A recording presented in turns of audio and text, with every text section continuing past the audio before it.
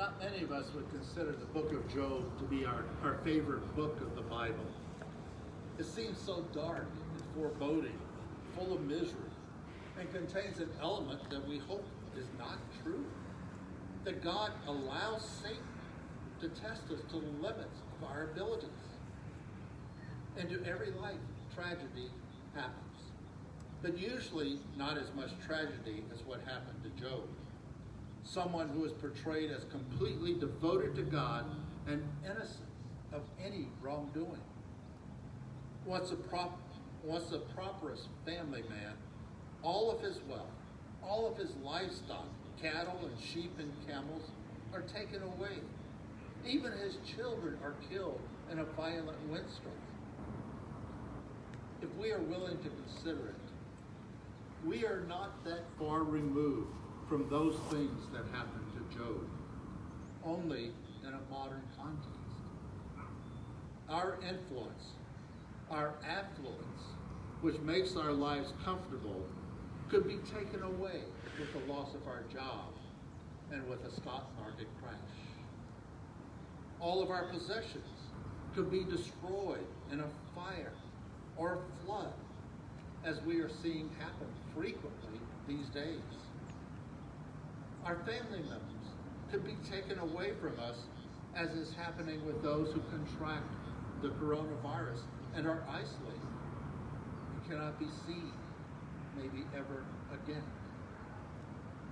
There's only a thin line that separates us from the life we enjoy today and the life which Job endured. And knowing that makes us feel terribly vulnerable and out of control. Bad things constantly happen to Job.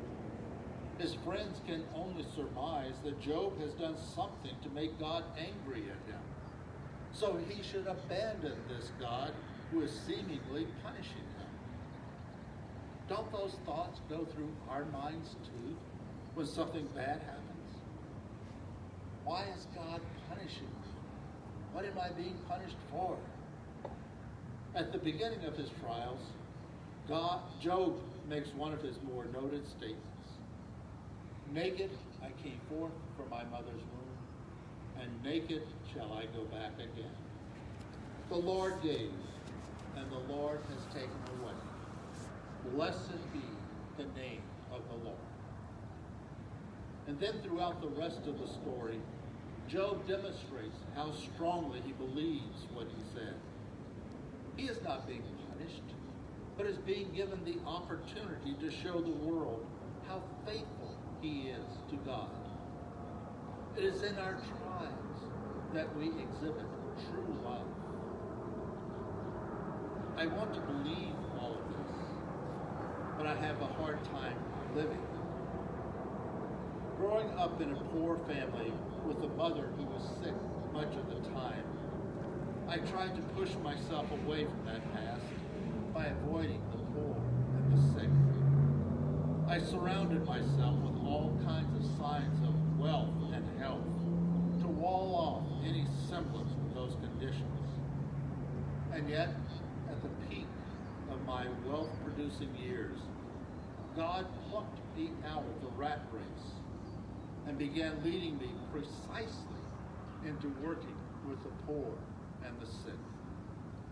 He is healing my pain by leading me into the pain of others, saying to me, "Do you love me? Then show me." The source of my pain becomes the fountain from which healing waters flow.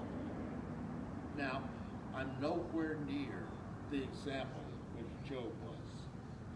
I go reluctantly, kicking and screaming all the way.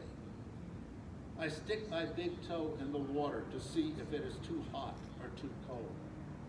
Then, if it's okay, I'll stick my foot in. But I'm a long way from immersing myself totally.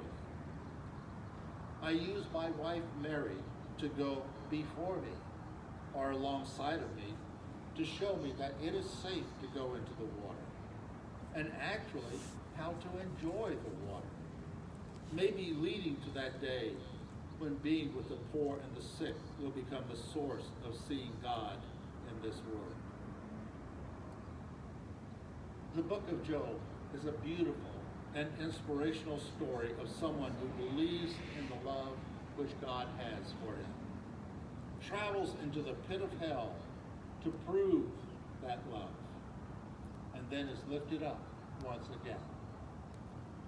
The vast majority of people on this earth live in the pit of hell, poor, hungry, abused by those in power. Whatever we have today is temporary, is for our use in proclaiming God's kingdom, and that one day we will give everything up. Will we go with clenched hands trying to hold on to the things of this world? Or will we go with open hands to receive the eternal gifts which God has in store for us? Our life, however it may seem to us today, is a gift. Give thanks and praise to God for it.